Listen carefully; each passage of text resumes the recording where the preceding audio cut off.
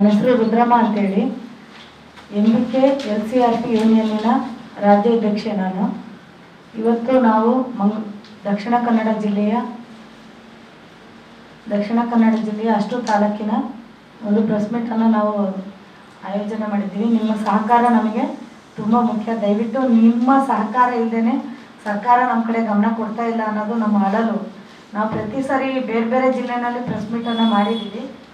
Press ಮೀಟ್ನಲ್ಲಿ ಒಂದು 2-3 ಸಾರಿ ಪತ್ರಿಕೆಗಳಲ್ಲಿ ಬಂದಾಗ ಸರ್ಕಾರ ನಮ್ಮ ಕಡೆ ಸ್ಪಂದಿಸಿತ್ತು. 14ನೇ ತಾರೀಕು ಡಿಸೆಂಬರ್ 2023ರಲ್ಲಿ ಬೆಳಗಾವಿ ಅಧಿವೇಶನದಲ್ಲಿ ನಮಗೆ ಹೋರಾಟ ಮಾಡೋದಕ್ಕೊಂದು ಅವಕಾಶ ಕೊಟ್ಟಿದ್ದರು. ಆ ಹೋರಾಟದಲ್ಲಿ ಕೌಶಲ್ಯಾಭಿವೃದ್ಧಿ ಇಲಾಖೆಯ ಸಚಿವರಾಗಿರ್ತಕ್ಕಂತಹ ಶ್ರೀಯುತ ಡಾಕ್ಟರ್ ಶರಣಪ್ರಕಾಶ ರುದ್ರಪ್ಪ ಪಾಟೀಲ್ರು ನಮ್ಮ ಇಲಾಖೆ ಸಚಿವರು. ನಾವು ಆ ಇಲಾಖೆಯಲ್ಲಿ MBK LCRP ಸಖಿಗಳು ಅಂತೇಳಿ ಸುಮಾರು ಒಂದು ಗ್ರಾಮ ಪಂಚಾಯಿತಿ ಅಡಿನಲ್ಲಿ 8ರಿಂದ 9 ಜನ ಸಿಬ್ಬಂದಿಗಳಿದ್ದೀವಿ. ಇಡೀ ರಾಜ್ಯಾದ್ಯಂತ 40,000ಕ್ಕಿಂತ ಹೆಚ್ಚು ಸಿಬ್ಬಂದಿಗಳು ನಾವು ಈ ಇಲಾಖೆಯಲ್ಲಿ ಕೆಲಸ ಮಾಡ್ತಾ ಇದ್ದೀವಿ. ಚರ್ಚಿಸಿ ಪರಿಹಾರವನ್ನು ಕೊಡ್ತೀವಿ ಅಂತೇಳಿ ನಮಗೆ ಹೇಳೋದ್ರು. ಅದನ್ನು ನಾವು ಡಿಸೆಂಬರ್ನಲ್ಲಿ ಅವ್ರಿಗೆ ಮನವಿ ಕೊಟ್ಟಿವಿ. ಡಿಸೆಂಬರ್ 2 ಅಥವಾ ಜನವರಿ ಫಸ್ಟ್ ವೀಕಲ್ಲೇ ನಿಮ್ಮ ಸಭೆಯನ್ನು ಕರಿತೀವಿ ಅಂತೇಳಿ ಫೆಬ್ರವರಿ 1ನೇ ತಾರೀಕು ನಮಗೆ ಸಭೆ ಕರೆದ್ರು. ಆ ಸಭೆಯಲ್ಲಿ ಸುಮಾರು 10 ಬೇಡಿಕೆಗಳ ಬಗ್ಗೆ ಚರ್ಚೆ ನಡೀತು.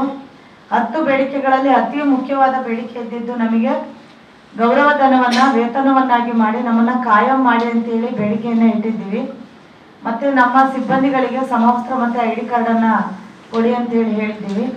ಆನಂತರದಲ್ಲಿ ನಮಗೆ ಯಾವುದೇ ಇನ್ಸೂರೆನ್ಸು ಯಾವುದು ಜೀವ ರಕ್ಷಣೆಗೆ ಅಂತ ಯಾವುದೇ ಸೌಲಭ್ಯಗಳನ್ನು ಕೂಡ ನಮಗೆ ಸಾಮಾಜಿಕ ಭದ್ರತೆಯಲ್ಲಿ ಇಲ್ಲ ನಮ್ಮ ಇಲಾಖೆಯಲ್ಲಿ ನಮ್ಮ ಸಿಬ್ಬಂದಿಗಳಿಗೆ. ಅದನ್ನು ಕೂಡ ನಮಗೆ ಕೊಡ್ರಿ ಅಂತೇಳಿ ನಾವು ಬೇಡಿಕೆನಲ್ಲಿ ಇಟ್ಟಿದ್ದೀವಿ. ಸುಮಾರು 10 ಚರ್ಚೆಗಳಲ್ಲಿ ಕೇವಲ 2 ಬೇಡಿಕೆಗಳನ್ನು ಮಾತ್ರ ನಾವು ಅದು ಏಪ್ರಿಲ್ನಲ್ಲಿ ಈಡೇರಿಸ್ತೀವಿ ಅಂತೇಳಿ ಫೆಬ್ರವರಿನಲ್ಲಿ ನಡೆದಂಥ ಸಭೆಯಲ್ಲಿ ಅವರು ತೀರ್ಮಾನವನ್ನು ತಗೊಂಡಿದ್ದಾರೆ. ಅದರಲ್ಲಿ 1ನೇ ಬೇಡಿಕೆ ID ಕಾರ್ಡನ್ನು ಕೊಡ್ತೀವಿ ಅಂತಕ್ಕಂಥ ಒಂದು ವಿಚಾರವನ್ನು ಹೇಳಿದ್ದಾರೆ, ಮಾಡ್ತೀವಿ ನಾವು ಏಪ್ರಿಲ್ನಲ್ಲಿ ಅಂತೇಳಿ.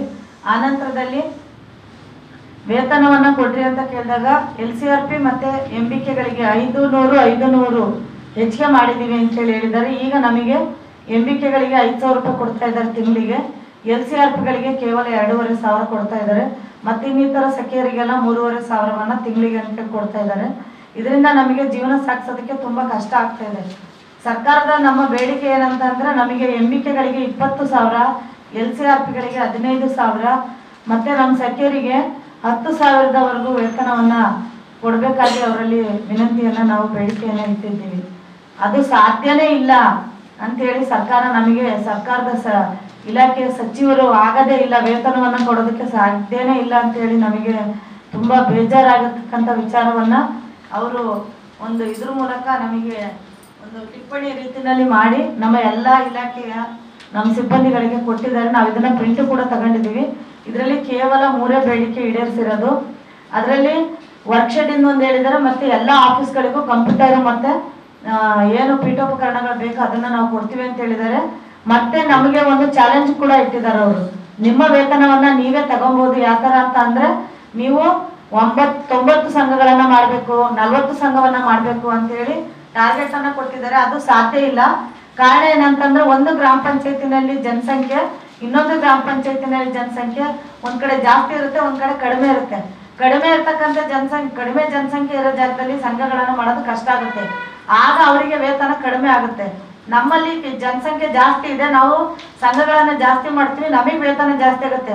ಆದರೆ ಸಂಘ ಜಾಸ್ತಿ ಮಾಡಿರೋ MBKಗೂ ಅವರು MBKನೇ, ಸಂಘ ಕಡಿಮೆ ಮಾಡಿರೋ ಸಿಬ್ಬಂದಿನೂ ಕೂಡ MBKನೇ. ಇಬ್ಬರಿಗೂ ತಾರತಮ್ಯ.